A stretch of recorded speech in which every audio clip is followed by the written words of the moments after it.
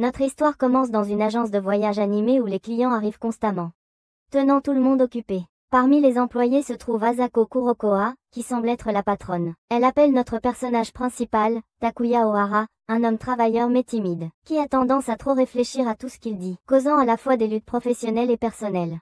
Après une longue journée de travail, Takuya rentre chez lui dans son appartement calme où il vit seul avec son chat, Kama. Pendant le dîner, il se rappelle comment Rika Hanzoji, une collègue, l'avait regardé plus tôt avec un regard fixe et sérieux.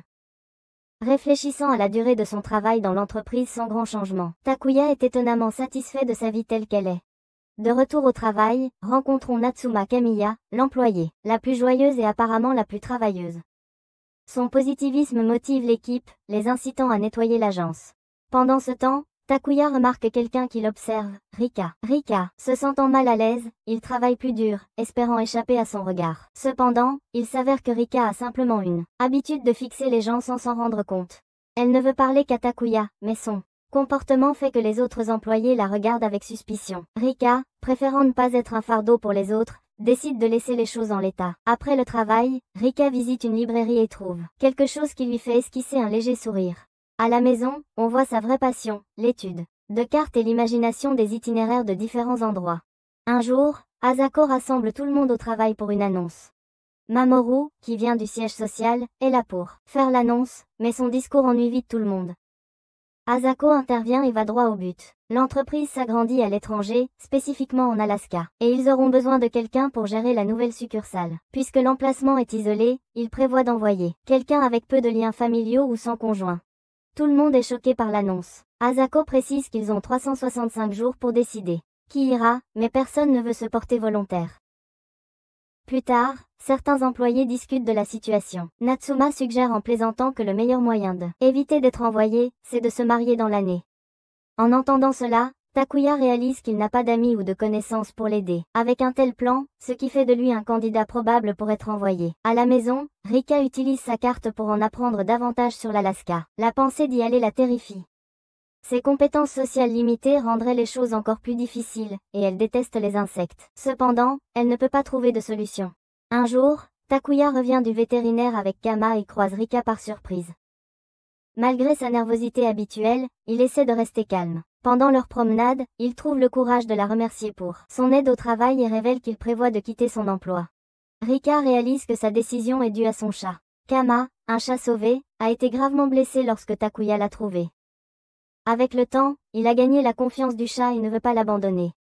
Rika demande si quelqu'un d'autre pourrait s'occuper de Kama, mais Takuya, étant célibataire et socialement isolé, n'a personne vers qui se tourner. Comprenant son dilemme, Rika propose soudainement quelque chose d'inattendu, un faux mariage pour les empêcher d'être envoyés en Alaska. Elle explique qu'elle a ses propres raisons de vouloir rester. Bien qu'hésitant, Takuya accepte et Rika commence à formuler leur plan. Au travail, Rika informe Asako de leur mariage et lui demande de garder cela secret pour éviter de perturber l'environnement de travail. À leur grande surprise, Asako est ravie et déclare qu'ils sont parfaits l'un pour l'autre. Leur plan fonctionne de manière inattendue. Cependant, cette nouvelle dynamique crée des tensions entre Rika et Takuya au travail. Asako attribue des tâches supplémentaires à Takuya et associe Rika à lui pour aider. Les deux travaillent tard dans la nuit et on leur demande de livrer les documents complétés au restaurant où Asako dîne. Lorsqu'il arrive, ils trouvent tous l'heure. Les collègues se sont réunis pour célébrer leur mariage. Coincés, Rika et Takuya n'ont d'autre choix que de jouer le jeu. Rika pousse le jeu à l'extrême, amenant Asako à spéculer que Rika pourrait être enceinte, croyant fermement au mensonge. Les collègues bombardent Takuya de questions, mais l'atmosphère change lorsque Rika décide de chanter, sa performance terrible ne mettant pas l'ambiance. Takuya remarque son effort pour désamorcer la situation et se sent reconnaissant. Après, Takuya raccompagne Rika chez elle. L'ambiance entre eux devient inattentivement romantique, mais Rika décide de partir seule. Takuya veut dire quelque chose mais réfléchit trop à ses mots. Déterminée à renforcer leur acte, Rika commence à planifier une histoire personnelle sur leur histoire d'amour. Elle échange des détails personnels avec Takuya et imagine une sortie pour développer leur histoire de couverture. Elle se rend compte qu'elle ne fait rarement attention aux autres, mais ses efforts deviennent inutiles lorsque Takuya arrive pour aider. Lors de leur sortie, ils commencent à remarquer des détails mineurs les uns sur les autres. Rika présente une boîte avec 2 bagues, expliquant qu'elles feront paraître leur engagement plus convaincant. Cependant, un détail crucial reste, comment Takuya a fait sa demande. Takuya tente nerveusement de dire les mots mais s'arrête, réalisant que si il le fait, tout changera. Comprenant son hésitation, Rika lui assure qu'elle attendra qu'il soit prêt. Takuya est plongé dans ses pensées sur tout ce qui s'est passé la nuit précédente. Il regrette d'avoir douté de lui-même en demandant à Rika de l'épouser, même si ce n'était que pour faire semblant. Il ne peut pas le faire, mais d'un autre côté, Rika profite de son temps à la plage, prenant des photos et essayant de se détendre. En faisant cela, elle pense à tout ce qui s'est passé, se sentant submergée par l'idée d'un faux mariage, mais décide ensuite mettre ses pensées de côté et profiter de son temps seul. Soudain, elle reçoit un message de sa mère, qui est arrivée à Tokyo. Mais Rika ne semble pas vraiment intéressée à avoir de ses nouvelles. Takuya parvient enfin à mettre la bague de fiançailles après beaucoup d'hésitation. Et d'une certaine manière, il se sent comme un homme nouveau, signalant que il donnera tout pour faire fonctionner ce mariage fictif. Alors qu'il traite cette décision, il reçoit un appel téléphonique mystérieux. La voix à l'autre bout affirme connaître le faux mariage et d'envoyer tous les deux en Alaska à cause du mensonge. Au travail, Takuya partage la nouvelle concernant l'appel et le groupe commence à se demander qui aurait pu faire cet appel. L'unique indice qu'ils ont, c'est qu'il s'agit forcément de quelqu'un du travail. Juste à ce moment-là, Hiromi Ganda, une colonie, arrive. Il parle à Takuya et lui demande s'il peut venir chez lui pour discuter en privé. Takuya et Rika sont incertains, mais ils acceptent en pensant que cela rendra leur histoire de mariage fictif plus crédible. Chez lui, Takuya parle à Kama et demande la permission pour que Hiromi et Rika viennent. Kama accepte, mais à contre-cœur, après avoir été corrompu. Rika arrive en premier, portant un grand sac contenant plusieurs de ses affaires. S'installer chez Takuya comme s'il était un vrai couple. Elle remet un manuel détaillé de tout ce qu'elle a apporté, y compris un script de leur rencontre. Tous deux se mettent rapidement au travail pour préparer le tout jusqu'à l'arrivée de Hiromi. Une fois les préparatifs terminés, ils ont le temps de discuter et de réfléchir à leur temps à l'école, réalisant à quel point ils étaient en fait similaires à l'époque. Juste au moment où ils finissent, Hiromi arrive, mais il n'est pas seul. Il amène avec lui Natsume et Kisuketsuki, un autre collègue de travail. À l'intérieur de la maison, tout le monde se réunit pour célébrer les fiançailles, bien que Takuya et Rika se sentent mal à l'aise sachant que la soirée ne se terminera pas de sitôt. Ils décident d'en venir au fait. Takuya demande à Hiromi de quoi il voulait parler, et Hiromi révèle qu'il voulait simplement des conseils sur comment se trouver une petite amie, car il a des difficultés dans sa vie amoureuse. Takuya ne sait pas comment répondre, mais la conversation change rapidement alors que tout le monde devient plus. Et Hiromi et Kisuke commencent à demander des conseils sur comment trouver une petite amie. Takuya, toujours incertain de ce qu'il doit dire, finit par exprimer ce qu'il ressent vraiment. Que même s'il se marie, rien n'a vraiment changé, il est toujours la même personne. Il ajoute qu'il ne voit pas le mariage comme quelque chose dont il faut être fier. Tout le monde rit de ces mots, les prenant pour une blague, mais Rika entend tout ce qu'il dit. La réunion se termine finalement, Hiromi étant le dernier à partir. Avant de partir, il parle à Takuya, lui demandant de l'aide pour conquérir le cœur de Natsumi. Pendant ce temps, Takuya se demande toujours qui aurait pu passer l'appel. Il retourne vers Rika, et tous deux se sentent dépassés par tout cela. Rika rappelle à Takuya ce qu'il a dit au sujet du mariage, convenant qu'elle ne ressent pas non plus d'excitation à ce sujet.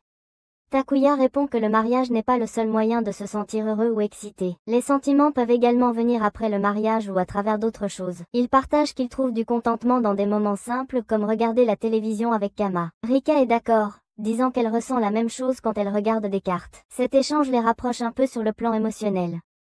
Au travail, Rika termine sa tâche et réfléchit à la façon dont les choses se sont calmées au cours des dernières semaines. Cependant, juste à ce moment-là, un client arrive, et Rika n'est pas très à l'aise pour gérer les gens. Elle parvient à s'occuper du client, mais comme le reste du personnel est occupé, elle décide de s'en charger elle-même. Le client se présente comme Koichi Ohara, le père de Takuya. Koichi mentionne qu'il a entendu parler du faux mariage, et Rika commence à se sentir, en se rendant compte qu'elle n'avait pas envisagé les problèmes familiaux que le mariage fictif pourrait causer. Koichi demande à Rika de lui en dire plus sur la situation de son fils, mais Rika nie savoir quoi que ce soit. Il ne presse pas plus et la remercie, offrant même l'un de ses produits.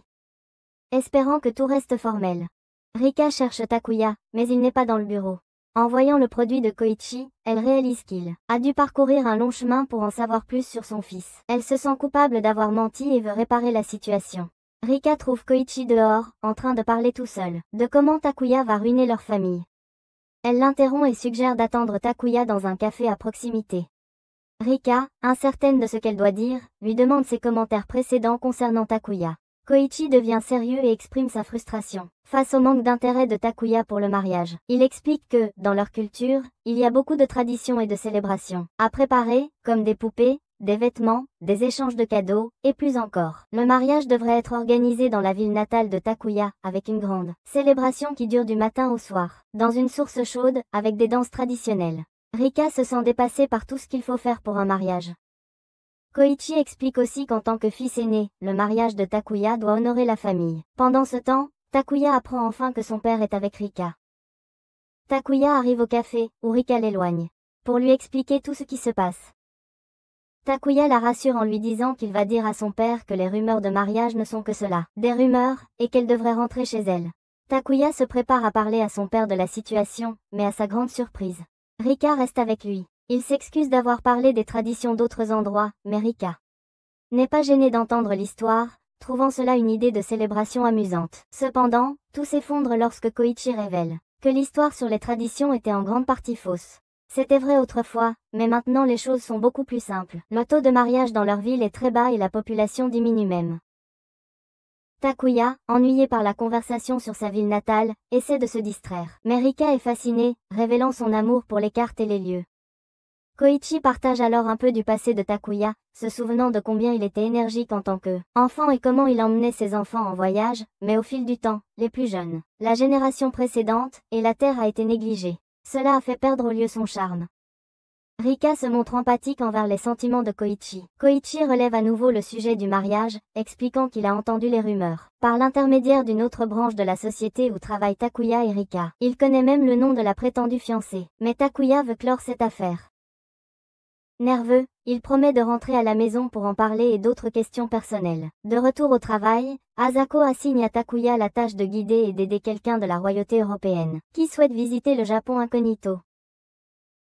Takuya ne comprend pas pourquoi il est la bonne personne pour le travail, mais Asako explique que la personne royale a tendance à s'attacher rapidement aux hommes, et comme Takuya est supposément fiancé, il ne devrait pas avoir de problème avec ça. Takuya fait des recherches sur le travail de guide et apprend à propos de la princesse Claudia. Il devient très nerveux et accablé par tout ce qui lui trotte dans la tête.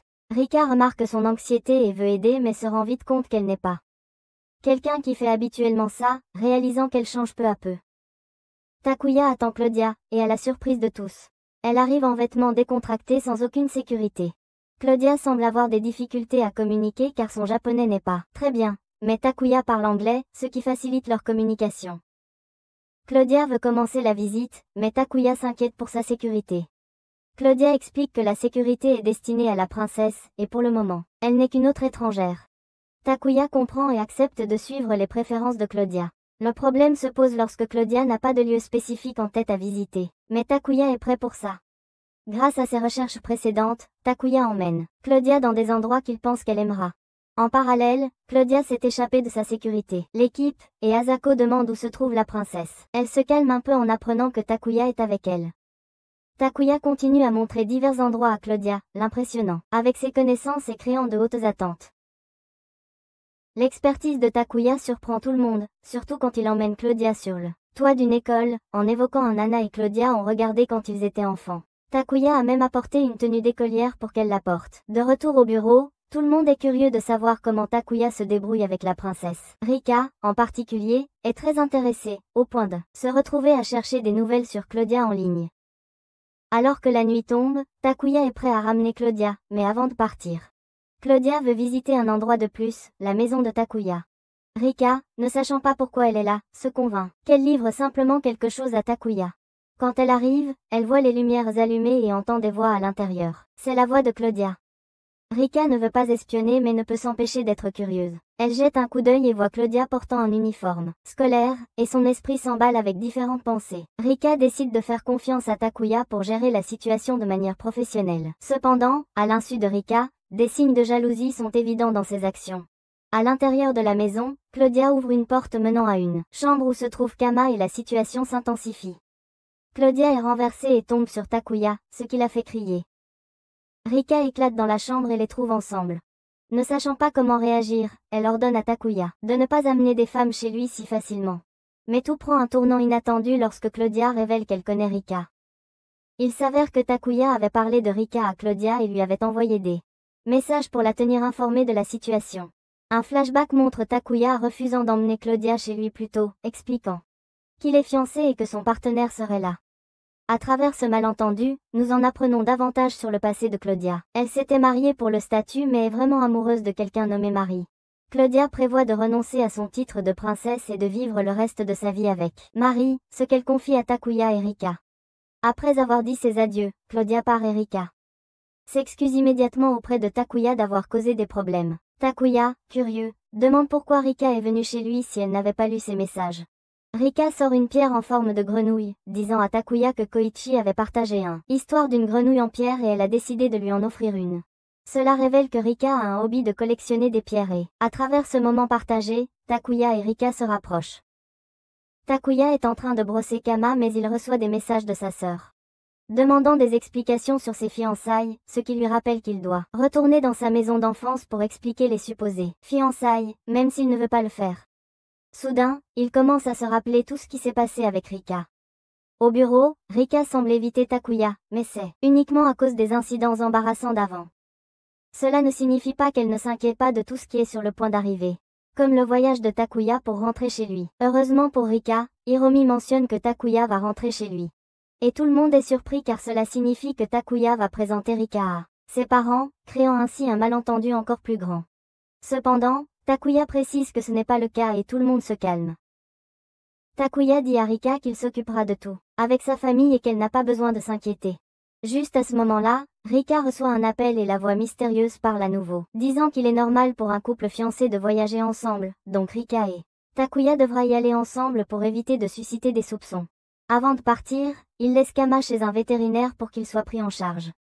Takuya planifie comment dire le mensonge à sa famille et obtenir leur soutien, mais cela semble avoir un impact sur lui car il paraît un peu fatigué. Pendant ce temps, Rika révise la carte de leur destination et planifie aussi comment expliquer les choses.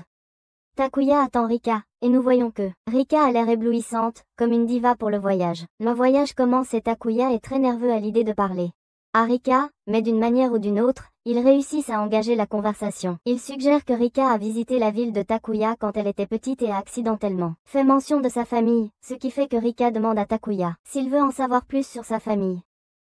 Takuya ne veut pas rendre la situation gênante, mais est trop curieux. Rika explique que son enfance n'était pas très différente de sa vie actuelle. Son père était absent et sa mère voyageait constamment, la laissant seule. À cause de cela, elle a développé une passion pour les cartes, suivant les endroits que sa mère visitait, passant des heures à imaginer voyager avec sa mère et visiter différents endroits ensemble. De cette façon, elle ne se sentait pas seule car elle avait sa mère dans son imagination. Elle a également compris que sa mère voyageait pour soutenir le foyer. Rika pense que son enfance est une histoire ennuyeuse et absurde, mais pour Takuya, ce n'est pas le cas, et il lui dit qu'il est content qu'elle l'ait partagée. Enfin, Takuya et Rika arrivent, et la première personne qu'ils rencontrent est la grand-mère de Takuya, qui passe par là et les emmène chez ses parents. Chez les Ohara, nous rencontrons la mère de Takuya, Ikuko Ohara, et ses sœurs aînées, Izumi Ohara et Haruko Ohara. Koichi attend la grand-mère avec les bagages. Pendant ce temps, la grand-mère parle à Takuya et demande des nouvelles de Rika. Rika se présente comme la collègue de Takuya, mais la grand-mère se souvient. En apprenant que Takuya va se marier, et comme Rika est là, elle suppose qu'elle est sa fiancée. Rika clarifie que l'engagement est un mensonge, et Takuya confirme la même chose. La grand-mère se tait sur le sujet. Ils arrivent à la maison de la grand-mère, où ils rencontrent le grand-père de Takuya. Comme il y a du travail à faire autour de la maison, Takuya offre son aide et demande à Rika d'attendre un peu, bien que Rika veuille aussi aider. Elle accompagne la grand-mère, qui explique qu'ils vont cueillir plus de fruits, mais Rika doit d'abord changer de vêtements pour travailler. La grand-mère montre à Rika ce qu'elle doit faire pour le travail et l'environnement. Le paysage et tout le reste captivent Rika.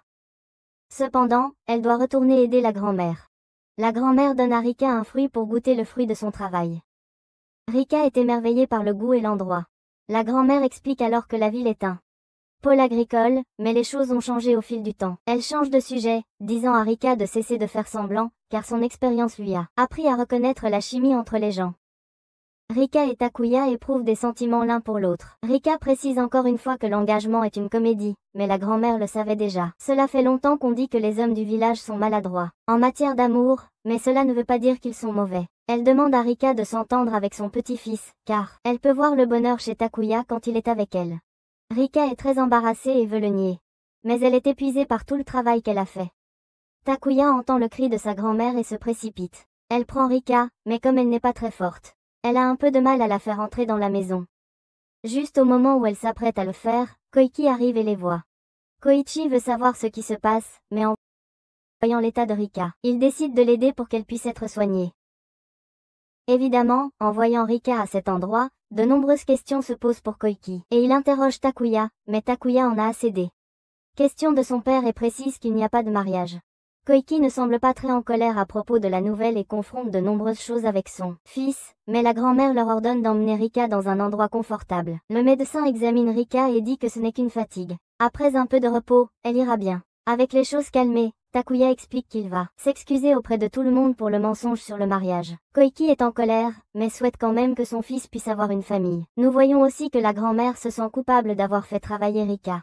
Takuya explique à sa famille le faux mariage, c'est une grande nouvelle, mais d'une certaine manière. Ils comprennent Takuya, bien qu'ils veuillent savoir qui est la fausse fiancée et comme tout ce bazar est arrivé. La mère et les sœurs de Takuya comprennent la situation et remarquent que Takuya est préoccupé pour Rika, lui ordonnant de s'occuper d'elle. Chez la grand-mère, Rika continue de se reposer, donc ils vont rester un jour de plus. Comme c'était une longue journée, tout le monde décide de se reposer, mais la grand-mère a une surprise. La grand-mère a placé Rika dans la même chambre que Takuya.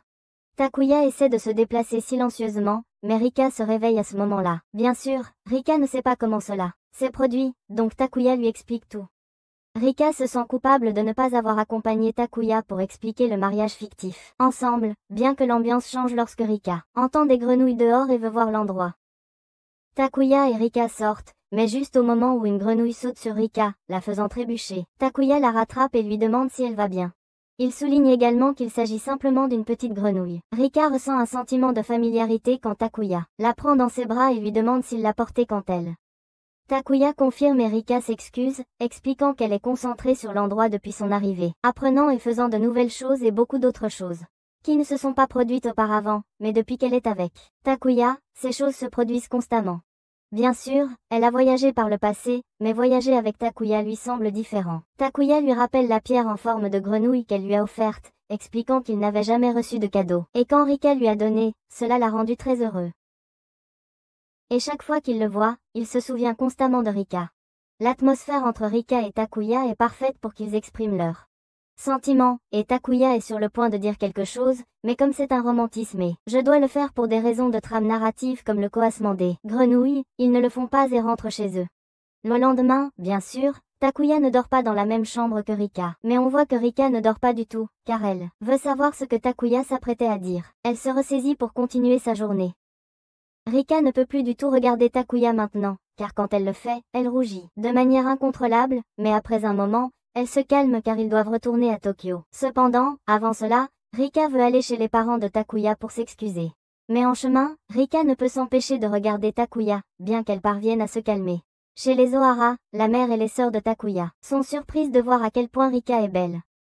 Rika s'excuse pour tous les problèmes qu'elle a causés, bien que les filles ne se soucient pas de toute la situation. Comme Koiki est déjà au travail et que le vol des enfants est de nuit, Azumi leur dit qu'ils peuvent visiter la ville jusqu'à ce que Koiki rentre chez lui. À la surprise de tous, Rika a un endroit en tête qu'elle veut visiter. Takuya emprunte la voiture de sa famille et emmène Rika à l'endroit où elle voulait aller, qui est un musée volcanique. En chemin, Rika profite du voyage car cela lui rappelle beaucoup une émission de télévision qui visite des endroits pittoresques, ce qui ressemble beaucoup à son imagination d'enfance. Au musée, Rika apprécie beaucoup l'endroit et montre même qu'elle en sait plus que Takuya, même s'il a grandi là-bas. Mais les choses changent lorsque des enfants provoquent un tumulte et Takuya prend le contrôle de la situation. Takuya parvient à calmer les enfants et Rika aide également avec les enfants en leur racontant des histoires et des légendes qu'elle connaît, donc tout de guide les enfants comme si c'était une autre partie de leur travail. La visite se termine et les enfants disent au revoir. Rika et Takuya rentrent et Takuya se lamente d'avoir causé tant de problèmes à Rika pendant le voyage, bien qu'ils se souviennent de ce qu'elle lui a dit la nuit précédente. Enfin, ils arrivent chez les Ohara et Takuya rencontre une très belle fille qui est maintenant Yumi Nayama, l'amie d'enfance de Takuya et une personne proche de la famille Ohara. Takuya présente Neo à Rika et nous remarquons que tout dans les illusions de Rika s'effondre alors que Nao et Takuya semblent très proches. Neo s'approche de Rika et lui demande d'être amie, car elle prévoit d'ouvrir un magasin et, à la grande surprise de tous, elle va l'ouvrir à Tokyo. Pendant que Takuya récompense Kama pour l'avoir laissé tranquille, il se souvient que Rika a été distante depuis leur retour du voyage et il est confus car de nombreuses choses sont survenus pendant le voyage et il pensait qu'ils s'étaient un peu rapprochés. D'un autre côté, Rika réfléchit beaucoup à tout ce qui s'est passé pendant le voyage, mais lorsqu'elle voit Nao avec Takuya, elle réalise qu'elle ne peut pas s'approcher plus de Takuya et elle se sent gênée par les espoirs qu'elle a entretenus. Au travail, une nouvelle saison commence, donc le nombre de voyages proposés augmente, ce qui signifie qu'ils ont besoin de bonnes ventes et de moins de pertes. Pendant ce temps, Takuya essaie d'approcher Rika, mais elle est très froide lorsqu'elle parle et au travail, ils ont besoin de Suzumu Shinji, un collègue qui semble heureusement marié parce que sa femme prépare son déjeuner et tout. Après le travail, Takuya et Hiromi se retrouvent pour boire un peu, mais Hiromi ne parle que du fait que Suzumu a une femme et lui n'en a pas. Donc il continue de demander des conseils sur la façon de séduire Natsumi. Hiromi pense que comme il n'est pas beau, Natsumi ne lui prête pas attention. Mais Takuya pense autrement et cela lui rappelle Rika. À la maison, Takuya pense qu'il a fait quelque chose de mal et c'est pour cela que Rika ne lui parle pas. Le lendemain au travail, tout est chaotique car Suzumu est absent. Ce qui est très étrange car il est le meilleur et le plus responsable employé. Takuya essaie de parler à Rika de la situation actuelle, mais Rika ne le regarde même pas, confirmant les doutes de Takuya et il pense que Rika le déteste. Pour revenir au problème de Suzumu, un enfant arrive au bureau. L'enfant s'appelle Hideo Shinji, le fils de Suzumu. Nous découvrons que Suzumu est porté disparu depuis hier après avoir eu une dispute avec sa femme, au cours de laquelle elle a demandé le divorce. Tout le monde murmure à propos de ce qu'ils viennent d'entendre, mais quelqu'un les fait taire. C'est Juji, l'employé le plus ancien de l'entreprise, qui leur dit d'arrêter de s'inquiéter pour l'enfant. Il demande ensuite à Takuya de s'occuper de l'enfant et de l'aider à chercher pour Suzumu pendant qu'il et les autres gèrent tout le travail. En cherchant Suzumi, Takuya ne peut pas croire qu'il est sur le point de divorcer et se sent une grande responsabilité puisqu'il a dit à tout le monde qu'il allait aussi se marier. Il veut donc trouver Suzumu le plus rapidement possible. Juste alors, l'enfant dit qu'il a des indices pour trouver son père. L'enfant a vérifié de nombreux endroits où son père n'était pas, ce qui rend la recherche plus facile. Takuya demande à l'enfant des nouvelles de sa mère, et l'enfant dit que sa mère a été emprisonnée depuis l'altercation de la nuit dernière, laissant l'enfant pratiquement seul. Après avoir cherché de nombreux endroits, il ne trouve pas Suzumu, ce qui rend l'enfant triste. Takuya remarque cela et décide de faire une pause pour remonter le moral du petit. Bien que cela n'aide pas, et finalement, enfant pleure à propos de tout ce qui se passe. Takuya s'approche de lui et le réconforte, réalisant que le mariage est quelque chose d'important. Takuya informe les autres au travail de la recherche de Suzumu, et Juji lui donne un endroit de plus à chercher, expliquant que c'est un bar caché où vont de nombreux hommes déprimés. Takuya trouve le bar, et juste en entrant, d'autres collègues de travail apparaissent. Takuya demande à Natsumu de s'occuper de Hideo pendant qu'il entre avec Hiromi et Kisuke. À l'intérieur, il trouve Suzumu. Suzumu est dans un état terrible, et aucun de ses collègues ne le reconnaît. Nous voyons qu'il tient les papiers de divorce dans sa main. Et il essaie vraiment de réparer les choses à sa manière. Suzumu, se sentant abattu, s'enfuit, et juste au moment où d'autres travailleurs du bureau arrivent, Juji ordonne une recherche de Suzumu. Hideo, qui a cherché son père dans un état si déplorable, commence à le chercher. Le groupe de Takuya parvient à trouver Suzumu, mais Suzumu semble avoir perdu la tête, agissant comme un singe, et comme il agit comme il court plus vite et est plus insaisissable. Pendant ce temps, Natsumu veut empêcher Hideo de continuer, mais Hideo est trop inquiet pour son père pour s'arrêter. Juste à ce moment-là, Rika arrive et arrête Hideo. Voir Hideo comme ça rappelle à Rika comment ses parents se disputaient, ce qui a conduit à leur séparation. Juji prévoit une embuscade pour ramener Suzumu à la raison, mais Suzumu revient dans un état déplorable, ne voulant pas rentrer chez lui et refusant de faire face à la réalité, regrettant même d'être marié. Les gars ramènent Suzumu à Hideo, et d'une manière ou d'une autre Hideo est bien maintenant et s'excuse pour tous les problèmes qu'il a causés. Nous découvrons ce qui s'est vraiment passé. Suzumu avait apporté un cadeau pour sa femme, mais soudainement elle lui a demandé le divorce. Suzumu ne comprend pas ce qu'il a mal fait en tant qu'époux, car il n'y avait eu ni dispute ni problème entre eux. Le lendemain au travail, Asako annonce que c'est l'heure du concours annuel de décoration de toutes les filiales, et le thème du concours est la mer. Comme Asako aime la mer, elle veut gagner, bien que les autres ne s'en soucient pas vraiment, à cause de tout ce qui s'est passé la nuit précédente. Ils sont principalement tristes pour Suzumu et fatigués d'avoir passé la nuit à le chercher. Nous apprenons que Suzumu ne sera pas au travail pendant qu'il doit réparer des choses comme un adulte. Certaines personnes pensent qu'il était cruel de la part de la femme de Suzumu de demander le divorce juste le jour de son anniversaire de mariage, mais Juji croit que les choses arrivent parce qu'elles doivent arriver. Chacun surmonte ses propres luttes, et c'est ça le mariage, un chemin rempli de luttes mais aussi de moments magnifiques. Les gars comprennent ce que veut dire Juji, donc ils pensent que les petits détails comptent et avertissent le couple de futurs époux, Takuya et Rika. Takuya réfléchit profondément à ce qui s'est passé récemment, ne comprenant toujours pas si une vie maritale est meilleure qu'une vie normale. Takuya arrive à l'entrepôt et trouve quelqu'un portant quelque chose de lourd. Il aide, et il s'avère que c'est Rika. Le moment est un peu awkward, mais Takuya veut parler à Rika comme avant. Même si c'est Rika qui commence la conversation, disant qu'elle ne veut pas que Suzumu divorce, car cela serait très mauvais pour Hideo. Takuya ne dit rien, restant juste silencieux parce que Rika lui a encore parlé. Rika est en route pour rentrer chez elle après le travail et réalise qu'elle ne sait plus comment parler à Takuya. C'était si naturel avant, mais maintenant elle ne sait plus comment faire. De loin, quelqu'un appelle Rika, et il s'avère que c'est Neo. Neo demande de l'aide à Rika pour trouver sa maison car elle vient d'arriver et s'est perdue dans l'agitation. Rika vérifie l'adresse de Neo, et à sa surprise, Neo va vivre dans l'immeuble à côté. Neo est très reconnaissante pour l'aide, et en chemin, elle remet à Rika sa carte de travail. Au travail, Rika veut dire à Tequilia que Neo est déjà arrivé en ville. Mais comme Rika tire toujours des conclusions hâtives, elle pense que Tequilia c'est déjà pour Neo. Après le travail, Rika s'arrête au lieu de travail de Neo et voit pour la première fois le travail d'un artisan verrier. Neo est encore apprenti, mais elle est très douée. Rika est émerveillée par les capacités de Neo, mais son professeur actuel est très strict. Bien que Neo semble voir cela comme un défi, Neo prend une pause et rencontre Rika.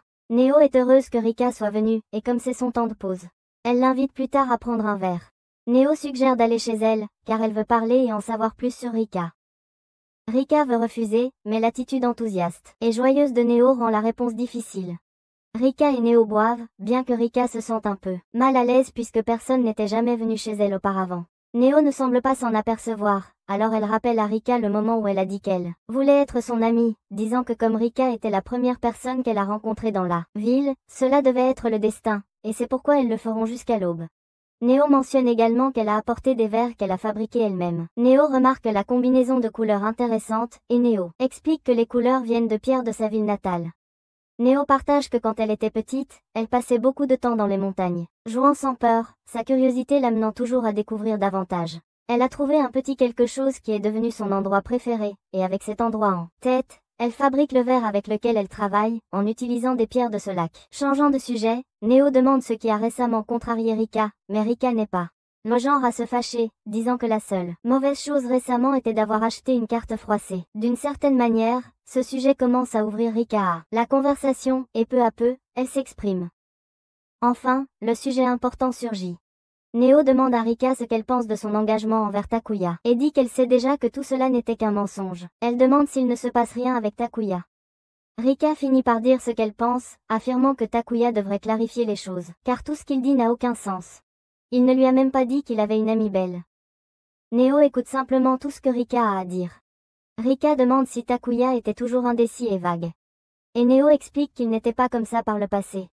Lorsqu'il était enfant, ils jouaient beaucoup ensemble, même s'ils se sont perdus une fois. Mais Takuya était courageux, et ils sont parvenus à rentrer chez eux. Takuya a même pris tout le blâme. Cela montre que le petit Takuya était très différent du Takuya actuel. Ce qui contrarie Rika.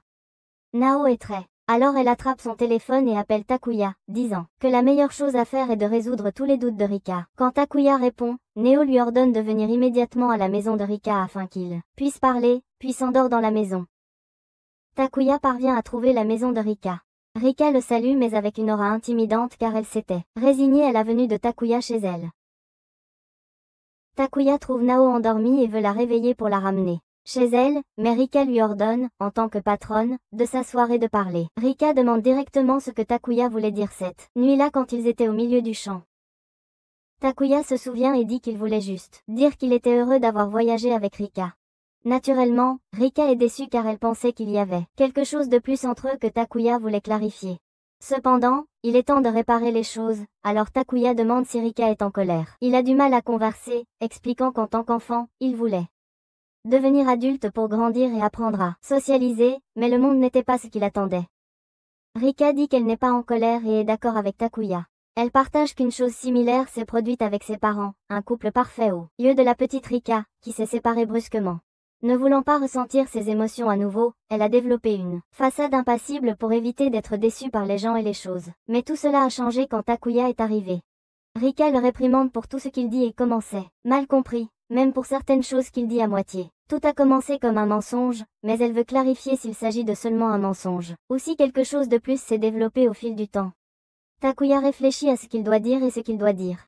Court-circuite l'esprit de Rika, car elle ne peut pas traiter ce qui vient de se passer. C'est la même chose pour Takuya, qui vient seulement de réaliser ce qu'il a dit à Rika. Les deux veulent s'échapper de la situation, mais à notre surprise, ils décident de faire face à la réalité même s'ils se perdent de nouveau dans leurs pensées.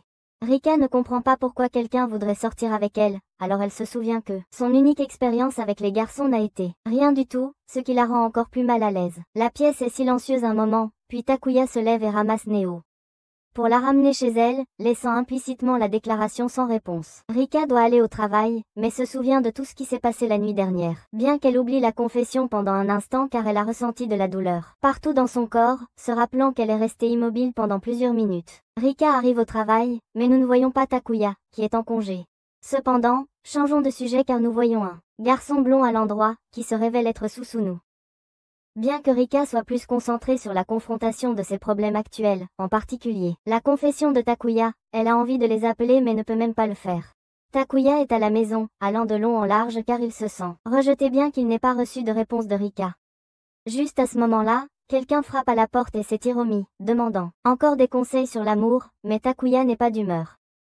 Cependant, Hiromi montre quelque chose de différent cette fois. Il sort une application de rencontre dans laquelle, selon Hiromi, il a eu beaucoup de rendez-vous, précisant qu'il a déjà de l'expérience à socialiser avec des femmes. Cela arrive au moment parfait pour Takuya car il veut savoir quoi faire puisque Rika ne lui a pas répondu. Hiromi est ravi d'aider et mentionne même qu'il a un rendez-vous ce jour-là, et veut l'aide de Takuya pour calmer ses nerfs.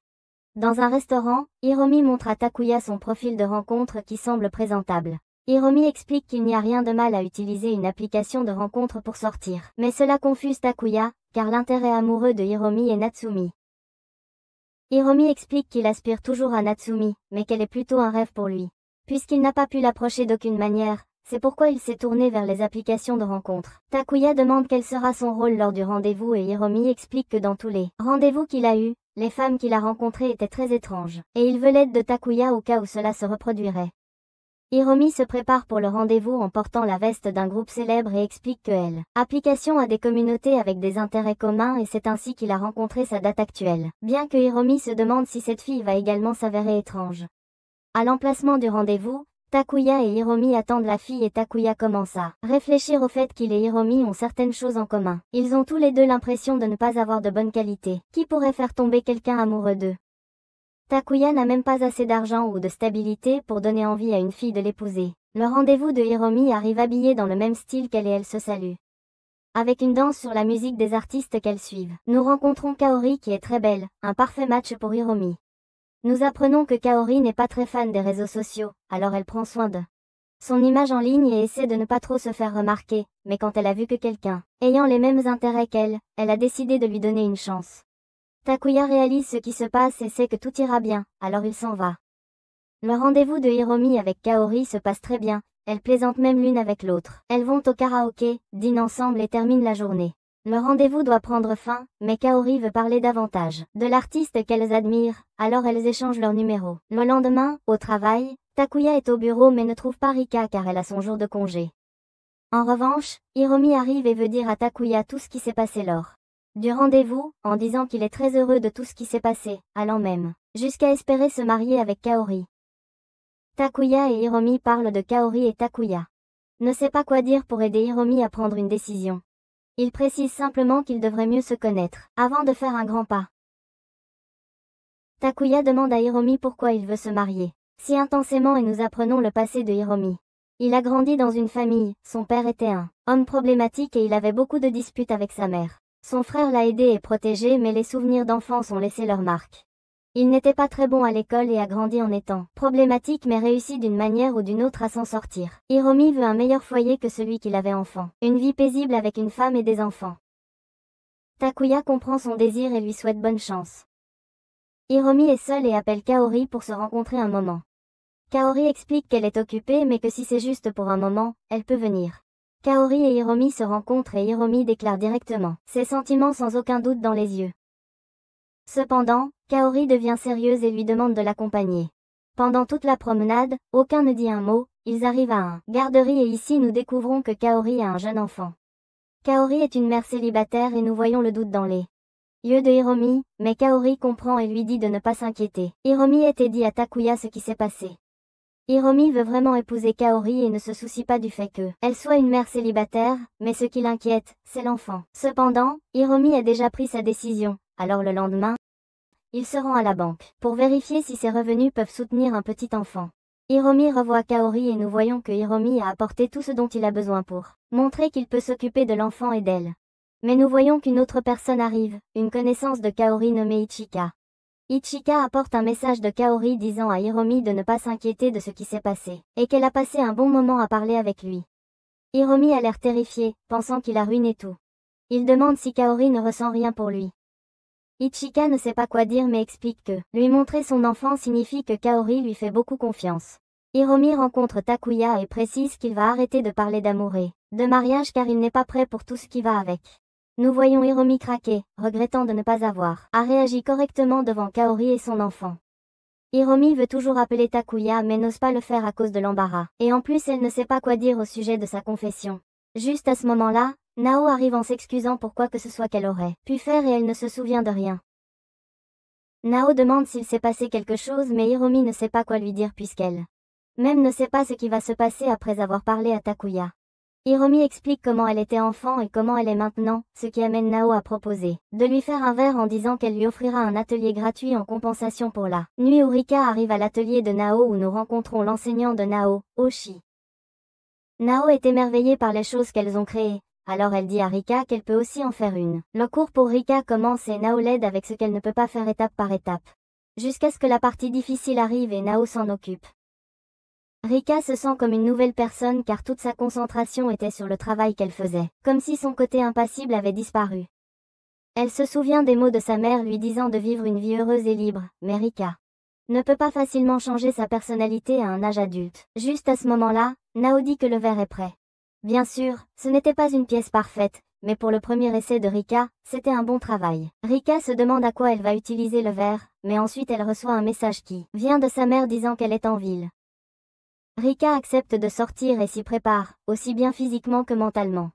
Une fois qu'elles se rencontrent, Rika est très nerveuse à l'idée de voir sa mère. Nous faisons la connaissance de Ritsu Onjoji, qui semble être le contraire total de Rika. Une personne sociale, avec un bon goût, amicale et dotée d'une personnalité puissante. Elle apporte même des cadeaux pour sa fille. Nous apprenons que Rika a accepté de rencontrer sa mère pour lui demander des conseils au sujet de Takuya. Mais elle décide de ne rien dire car si elle le fait, sa mère ne cessera pas de parler. Toutefois, Ritsu ne cesse de parler, discutant du travail de Rika et disant que il serait mieux pour elle de travailler indépendamment, mais Rika ne veut pas ça. Heureusement, Ritsu accepte la décision de sa fille. Nous voyons que Ritsu est très directe sur ce qu'elle veut faire et toujours très optimiste, ce qui rend Rika triste car elle n'est pas comme ça et ne peut pas changer cette partie d'elle-même. Ritsu demande directement à Rika si elle veut se marier. Rika refuse fermement cette idée. Ritsu s'en fiche puisque le mariage qu'elle a eu était un échec, ce qui a causé des problèmes pour Rika. Elle dit à sa fille que si elle envisage de se marier, elle devrait choisir judicieusement qui épouser. D'un autre côté, nous voyons que Takuya appelle Rika constamment et pense que c'est parce qu'il a avoué ses sentiments, mais juste à ce moment-là, un appel arrive, qui s'avère être du vétérinaire demandant des nouvelles de Kama. Rika dit au revoir à sa mère et nous voyons que Rika se sent accablée par l'énergie de sa mère. D'un autre côté, nous voyons que Ritsu demande des nouvelles de sa fille qui se marie alors qu'elle-même a nié avoir un partenaire. Rika réalise que Takuya l'a appelée et veut rappeler pour expliquer pourquoi elle n'a pas pu répondre, mais elle réfléchit trop à ce qu'elle doit dire. Dire et quand le dire, elle pense même à des idées dans sa tête. Elle se souvient de la dernière fois qu'une situation similaire s'est produite à l'école et à cause de cela, elle s'est enfermée chez elle pendant longtemps. Après avoir réfléchi longtemps et s'être inquiétée, Rika réalise enfin ce qu'elle est et veut mettre fin à cette affaire une bonne fois pour toutes. Elle se rend chez Takuya et lui demande directement de sortir avec elle. Takuya est paralysé par la demande de Rika et accepte instinctivement. D'un autre côté, nous voyons que Rika agit enfin comme quelqu'un de direct. Takuya se dirige vers le lieu de rendez-vous qui semble être un endroit très éloigné. Takuya ne comprend pas l'objectif du rendez-vous mais sait qu'il doit cesser de penser à cela alors que Rika arrive sur les lieux. Rika explique qu'ils vont faire une visite touristique. Il est révélé que Rika en a assez de faire semblant et veut agir comme son vrai moi. À ce moment-là, Takuya réalise qu'elle n'est pas quelqu'un de peu digne d'être mariée. D'un autre côté, Takuya ne comprend rien et se contente de suivre les choses, posant à Rika plusieurs questions sur l'endroit. Il parle même de l'émission de télévision préférée de Rika. Rika veut rendre le rendez-vous aussi horrible que possible, mais pour Takuya, cela semble incroyable que quelqu'un fasse des choses quand il le veut. Comme visiter l'endroit de l'émission de télévision qu'elle a mentionné. La journée continue et il visite plusieurs endroits. Au lieu de s'ennuyer, Takuya tombe davantage amoureux de Rika, bien que Rikan s'en rende compte et pense que Takuya s'ennuie. Mais quand Takuya a faim, Rika ne veut pas s'arrêter, alors il ne mange que des barres d'avoine. Rika pense que cela va énerver Takuya, mais il se sent heureux d'avoir reçu quelque chose de Rika. Il continue de visiter divers endroits, mais il est clair que Rika est la plus excitée et heureuse car elle comprend vraiment tout ce qui l'entoure. Elle peut même voir les générations qui passent par l'endroit comme elle l'imaginait étant enfant. Mais elle revient à la réalité lorsqu'elle se rend compte que Takuya est là et ne partira pas. Rika se rend compte qu'elle était tellement absorbée par son monde, que Takuya l'a vue dans son plus grande intimité. Rika veut repousser Takuya en lui disant que tout est ennuyeux, mais Takuya précise qu'il s'amuse bien car c'est la première fois qu'il voit un sourire si sincère de la part de Rika et qu'il apprend plus de choses sur elle. Rika ne veut pas y croire car elle pense que personne ne pourrait apprécier regarder des choses comme des cartes. Elle le confronte en lui disant que personne dans son bon sens n'apprécierait juste errer et observer, et elle ne sait pas non plus pourquoi elle se sent différentes choses quand elle est avec lui, ce qui l'affecte. Elle lui dit qu'elle veut que ce soit la dernière fois qu'ils se voient. Mentionnant qu'elle va en Alaska pour un transfert. On voit que Rika veut regretter ce qu'elle a dit. Car au fond d'elle, elle veut être avec Takuya. D'autre part, Takuya ne sait pas quoi faire mais réalise que s'il reste silencieux, il perdra Rika. Alors ils décident de changer les choses et ils réalisent tous les deux ce qu'ils veulent vraiment et s'embrassent. Vive le couple. Cependant, comme ils manquent d'expérience dans ce domaine et sont également antisociaux, ils prennent leur temps pour traiter ce qu'ils viennent de faire. Rika demande à analyser tout ce qui s'est passé et tous deux réalisent qu'en gros, tout ce qu'ils ont fait n'était pas quelque chose que des collègues feraient. Rika part la première parce qu'elle veut comprendre pourquoi elle a embrassé Takuya alors que Takuya ne peut tout simplement pas contenir son excitation. Rika rentre chez elle et en entrant, elle libère tous ses sentiments, criant de joie, bien qu'elle ne crie pas vraiment à cause des voisins. Et elle est si excitée qu'elle atteint un plan astral. Au bureau, nous voyons Asaka recevoir un appel bien que nous ne sachions pas pourquoi. Le lendemain, Rika et Takuya ne savent pas quoi dire les uns des autres, alors ils décident de se comporter comme des machines. Mais chaque fois qu'ils se voient, ils ne peuvent s'empêcher de rougir en se remémorant la scène du baiser. À ce moment-là, Asaka appelle Rika et Takuya pour discuter d'une chose importante. Asaka a appelé Takuya et Rika pour leur demander de faire un rapport sur ce que c'est que de travailler dans l'entreprise afin d'attirer de nouveaux employés. Bien que Takuya et Rika ne sachent pas pourquoi ils sont spécifiquement les seuls à faire le rapport, Asaka explique qu'étant donné qu'ils vivent déjà ensemble, le rapport sera basé sur leur vie de travail et personnelle et ils devront le publier en ligne. Quelle meilleure façon d'attirer les jeunes qu'avec de l'amour? Takuya et Rika sont incertains de faire le rapport puisqu'ils n'ont rien dit à personne qu'ils vivent ensemble, mais Takuya pense qu'il y a quelque chose derrière toute cette situation, suspectant qu'il s'agit d'un test pour confirmer si leur relation est réelle. Il commence à suspecter que quelqu'un sait de leur fausse relation. Pensant que depuis qu'ils ont décidé de ce faux engagement, beaucoup de choses sont arrivées, et que le karma pourrait les rattraper à tout moment pour avoir menti. Rika pense qu'il serait préférable de mettre fin au faux engagement pour éviter les problèmes. Mais Takuya se souvient de ce que Rika a dit au sujet d'accepter les conséquences de tout, ce qu'il n'aime pas parce qu'il ne veut pas que Rika parte. Alors il décide d'aller de l'avant et de faire le rapport, quelles que soient les conséquences. Rika veut aussi faire le rapport, mais le problème ce sont toutes les choses qu'ils devront faire pour compléter le projet. Mais elle sait qu'il y aura des problèmes avec Kama, donc elle veut réfléchir soigneusement avant d'accepter le rapport. Rika marche dans les montagnes, admirant l'un de ces monts.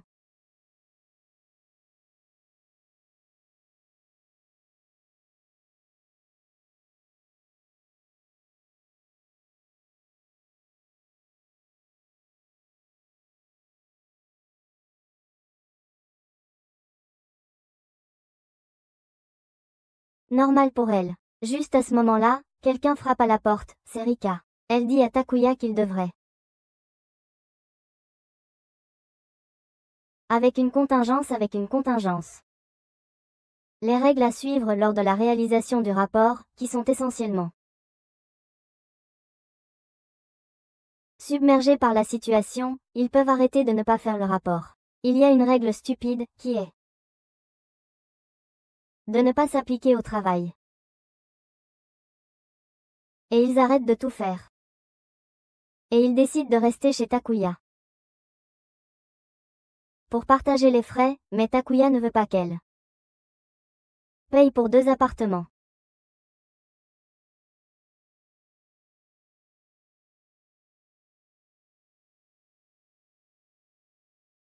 Ne pas savoir ce que chacun d'eux aime.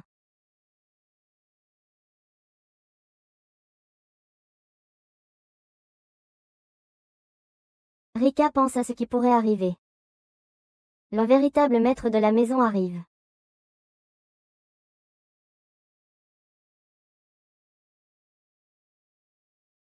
S'approche d'elle pour la caresser, impliquant que Kama accepte.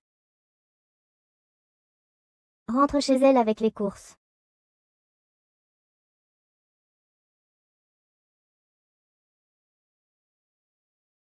Et Tarika cuisine, et Tarika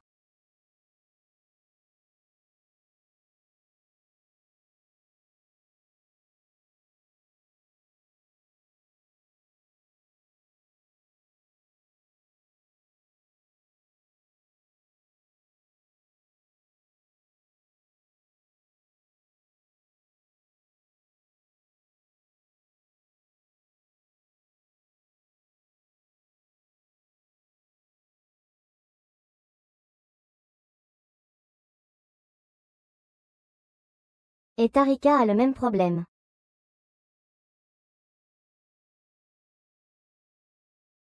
Aussi. Rika. Mais en arrivant, Tarika le remarque, et suggère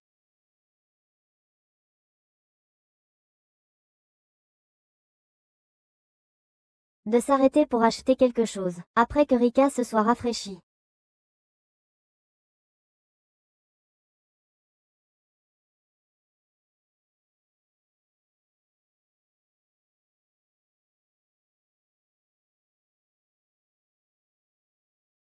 Même s'ils ne s'en rendent pas compte. Ils essaient, alors qu'ils ont tous les deux l'impression que quelque chose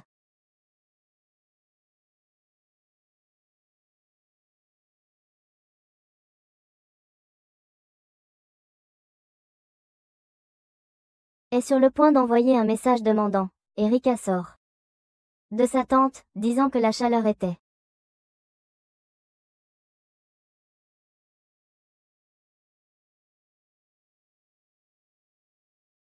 commence à se former entre eux.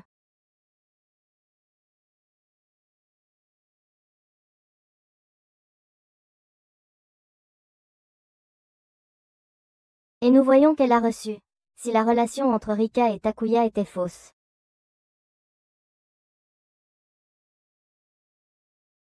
C'est répandu rapidement, et les garçons évidemment.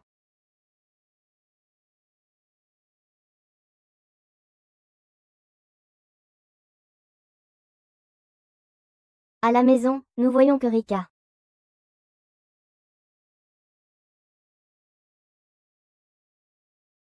ne peut pas dormir car il continue de penser à, il ne savait pas. La vérité, appelle Asako pour lui dire le.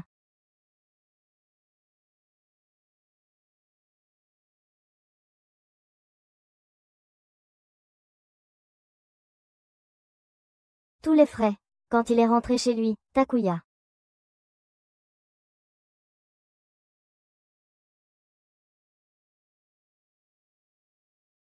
Takuya se sentait coupable de mentir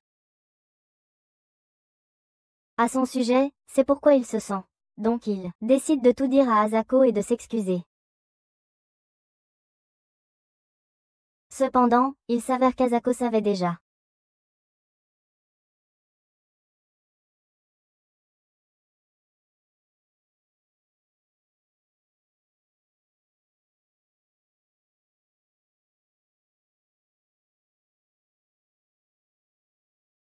Les enfants sont confus.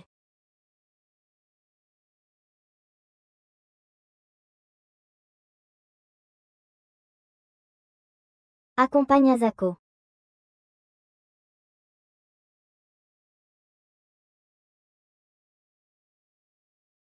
Alors qu'elle est excitée par la nouvelle expérience, nous, la plupart de sa vie. La plupart de sa vie à voyager.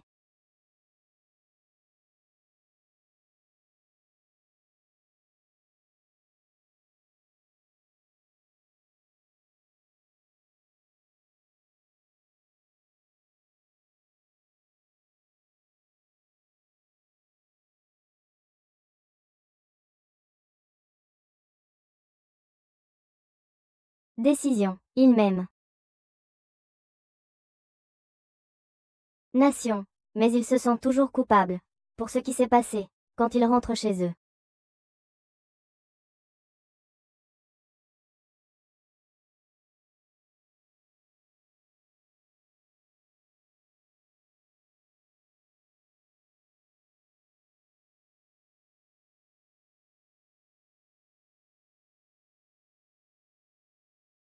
Décider de tout réparer, correctement. Expliquer le faux engagement. Personnellement, et professionnellement.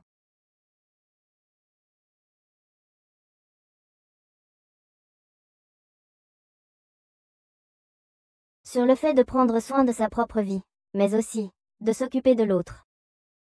Tout avec votre partenaire.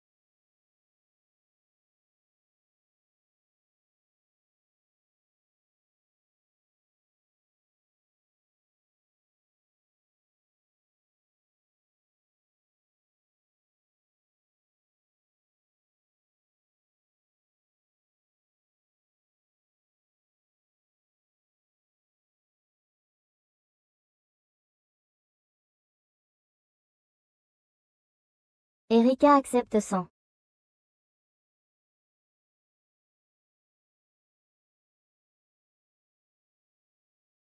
Sur aucune de ces choses, avant cela, Rika a demandé.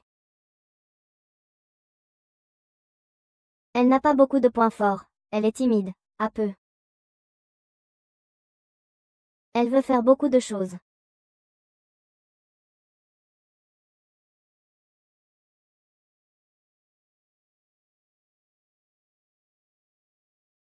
Rika et Rika se rencontrent au même endroit.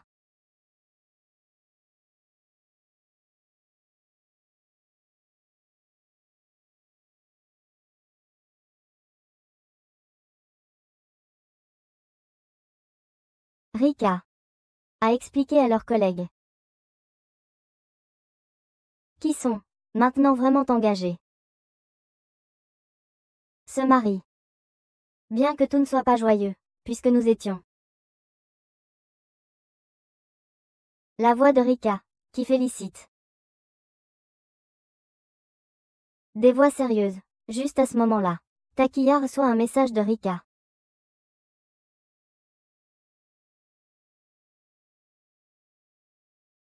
Les partenaires et les époux, cela les rend très heureux. Car ils se comprennent vraiment. Nous apprenons également qu'ils ont quelques règles. Comme ils ne veulent pas se submerger, avec leurs hobbies. Mais ils ne respectent pas ces règles. Rika passe des heures à parler de cartes, mais Takiya s'en fiche. Car il aime voir Rika heureuse. Sur le chemin du retour, il est clair qu'ils ont accepté, qu'ils sont amoureux, parce qu'ils aiment les petites choses, l'un chez l'autre, même lorsqu'ils sont sur le point d'arriver chez eux. Se tenir la main est très important pour eux, car ils chérissent le moment qu'ils partagent. Nous voyons que tout est résolu. La famille de Takuya découvre l'engagement, la mère de Rika l'apprend. Aussi, Asako se prépare pour son voyage, les grands-parents de Takuya découvrent également, et même Claudia reçoit la nouvelle des fiançailles. Nos protagonistes commencent à partager plus de choses entre eux. Rika se rend chez Takuya pour qu'ils puissent aller travailler ensemble, et une fois de plus, nous voyons un autre baiser entre eux, affirmant qu'ils sont un couple et futurs époux.